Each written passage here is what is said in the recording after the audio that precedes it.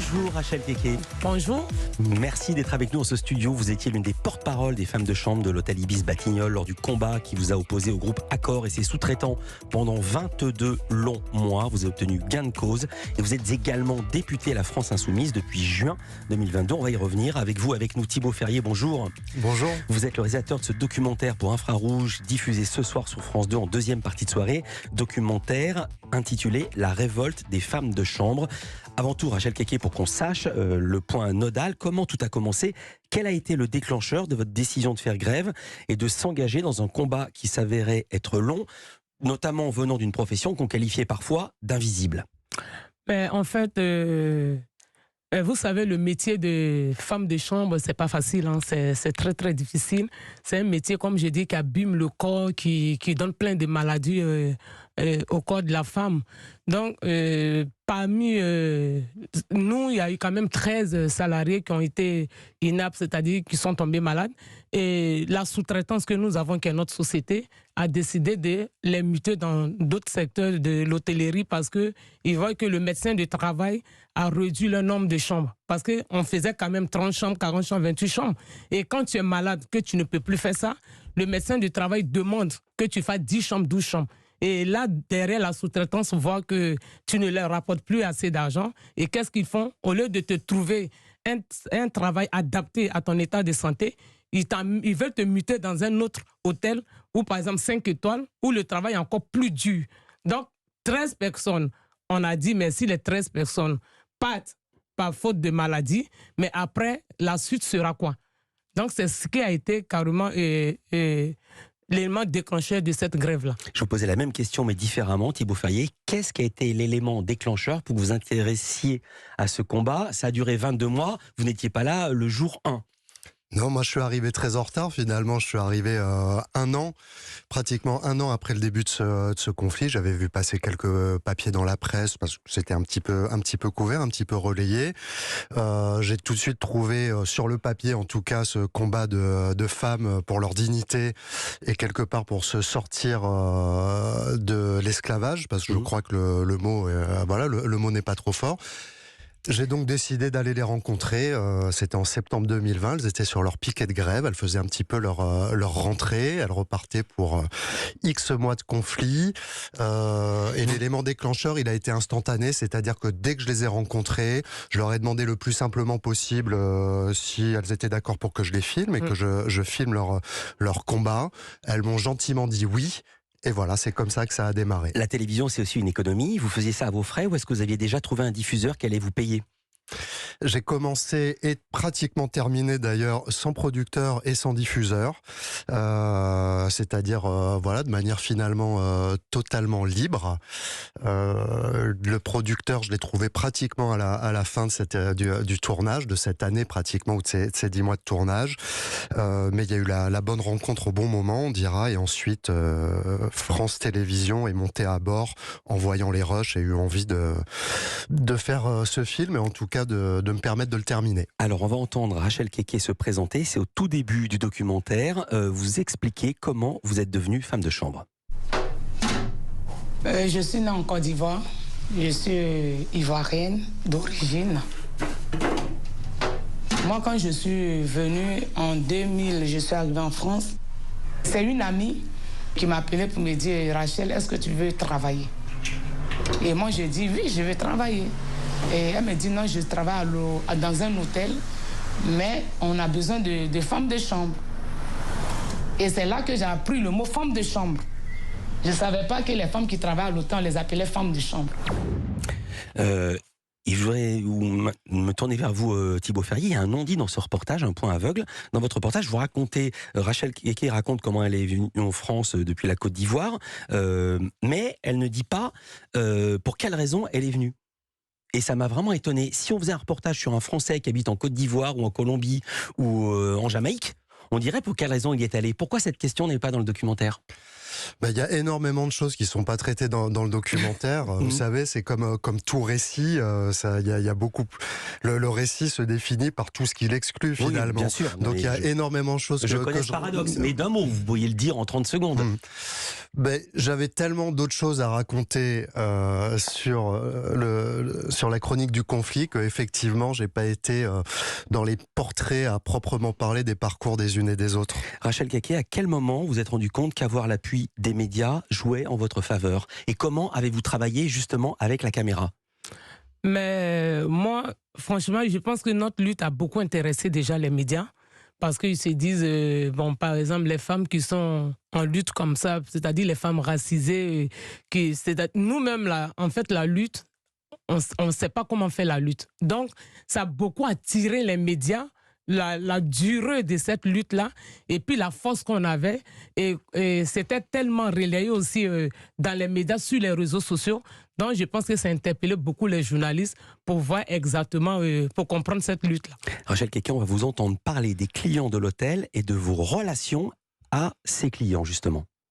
Il y a des clients, quand ils arrivent à l'hôtel, ils pensent que quand ils voient la femme de chambre, c'est-à-dire, ils la regardent comme ça, c'est sa chose, quoi. Voilà, c'est sa chose, il arrive, il a trouvé sa chose, il est libre de faire ce qu'il a envie de faire, il te touche, il te parle, voilà, ça lui donne le droit de faire tout ce qu'il a envie de faire, parce qu'il se dit que c'est des femmes qui ne sont pas protégées. Il se dit ça, voilà, donc je peux faire tout ce que j'ai envie de faire, et puis il n'y a rien. Alors, ce que vous dites là est proprement hallucinant. Et pourtant, ce qui m'a étonné, c'est que les relations avec les clients ne faisaient pas partie des revendications, à moins que je me trompe. Et pour quelle raison? Ça fait pas partie de nos revendications parce que nous, au sein de l'hôtel Ibis-les-Batignolles, on a une collègue qui a été violée par l'ancien directeur de l'hôtel Ibis-les-Batignolles. Donc, pendant notre grève, on a dénoncé ça parce que ça s'est passé en 2017 et nous, on est rentré en grève en 2019. Donc, on a dénoncé ça. C'est un truc qui arrive souvent à l'hôtel. Comme je dis, quand les clients arrivent, c'est des femmes qui ne sont pas protégées, leur corps nous appartient, ils peuvent nous montrer son sexe, ils peuvent faire tout ce qu'ils ont envie de faire sur nous. Donc, c'est toute cette colère-là aussi qui nous a vraiment amenés aussi à sortir pour stopper certaines choses. Vous continuez à parler avec nous de ce documentaire Thibaut Ferrier et Rachel Keke. On va également parler d'actualité puisqu'il y a Bruno Donnet qui vient. On parle de ces télescopages et vous allez voir que ça a un petit rapport avec ce sujet. Culture Média continue, à tout de suite. Je reviens à ce sujet. Il est beaucoup question de droit dans ce documentaire, La révolte des femmes, dans lequel vous apparaissez, Rachel Keke, signé Thibaut Ferrier.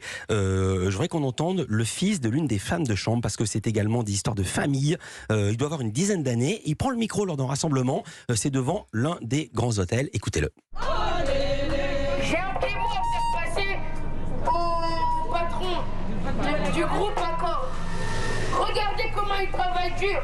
Ils ont mal au dos, ils peuvent plus se lever, ils dorment mal, ils ont mal aux pieds, ils ont mal au dos. Ma maman souffre. C'est pour ça qu'elle est là ce soir. Merci, mon bébé. Eux, ils savent pas comment les femmes de chambre travaillent dans les hôtels comme haut de gamme qui font 3, 4, 5, 6, même 100 chambres par jour. Et... Non, là, c'est exagéré. La précision, vous manifestez contre le groupe Accor. Si j'ai bien suivi, c'était un sous-traitant qui vous payait. C'est bien ça. C'est ça. Vous étiez payé par le sous-traitant qui lui-même travaillait pour le groupe Accor. Oui, c'est ça. On voit la parole de l'enfant. Il y a quelque chose qui m'a frappé. Vous dites, mon combat, je le mène pour mes enfants. On ne voit pas le père et on ne voit jamais les pères. Et ça m'a vraiment étonné, on ne voit que des femmes. Et je comparais ça, je regardais les manifestations des gilets jaunes sur les ronds-points. Il y avait des hommes, il y avait des routiers, il y avait des caristes, il y avait des chômeurs et il y avait aussi les épouses de ces gens-là. Pourquoi il n'y a pas d'hommes? Mais il n'y a pas d'hommes parce que vous savez, nos hommes, ils n'aiment pas la lutte. Au contraire, quand tu es dans la lutte, ils te disent... Qu'est-ce que vous entendez par nos hommes? Les hommes africains.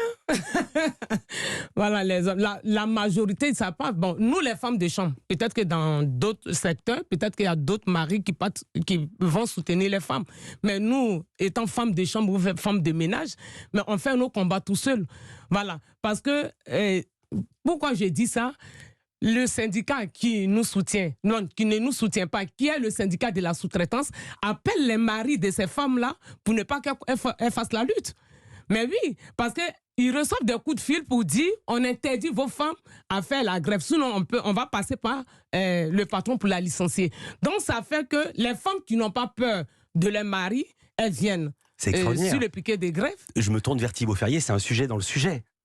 Ah, ça serait un film dans le film. C'est vrai. On va entendre une caméra cachée, Thibaut Ferrier. On va entendre juste le son, une partie du dernier rendez-vous de négociation avec le groupe Accor, qui annonce avoir enfin trouvé une solution. On écoute. Monsieur Lévy, mesdames, nous avons beaucoup travaillé pour cet accord et pour sortir ensemble de cette situation par le haut. Je vais laisser notre conseil détailler les propositions que nous vous faisons et qui devraient vous satisfaire. Nous l'espérons de tout cœur en tout cas. Mais pour être très clair, nous vous demanderons en échange que vous abandonniez les poursuites que vous avez engagées à la cour d'appel comme au prud'homme et que d'ici la signature d'un protocole, le plus tôt sera le mieux pour tout le monde autour de cette table, je crois, d'arrêter vos actions dans les hôtels. Question technique très courte, Thibaut Ferrier. Cette séquence n'est pas filmée. C'est une volonté de votre part? C'est un refus de la leur? Comment ça s'est fait, cette séquence? Non, c'est un refus de la leur, effectivement. Ouais. Mais je crois que sur cette scène, tout est dans le son. Bien sûr, bien sûr. Rachel Keke, est-ce que vous êtes satisfaite de l'accord qui a été trouvé avec l'employeur? Parfaitement. Parce qu'on a quand même eu 99% de toutes nos revendications, sauf l'internalisation. Parce qu'en étant en plein Covid, le groupe Accor essayait de diminuer un peu ses salariés parce qu'il n'y avait pas de... L'hôtel était vraiment calme. Donc, ils ont dit, ils ne peuvent pas nous internaliser pour l'instant, mais quand même, on a eu quand même 99%, on a eu quand même de 250 à 500 euros d'augmentation de salaire, ce qui est impossible. Maintenant, on a les heures de pause. Franchement, on est beaucoup. Et je remarque que vous dites toujours « on » et non pas « elle » parce que vous ne travaillez plus à l'hôtel Ibis. Bah oui, je ne travaille plus voilà, pour mais l'instant. vous dites toujours « on ». Ça allait être ma question suivante. Quel rapport, quel retour vous avez de vos anciennes collègues? Mais je vais là-bas de temps en temps. J'ai été le mois dernier, j'ai été là-bas. Quand j'ai un bout de temps, je passe là-bas pour les voir. Et puis bon, le lien reste toujours. On est toujours comme des frères et sœurs parce que la lutte nous a beaucoup mis ensemble, ça nous a beaucoup unis.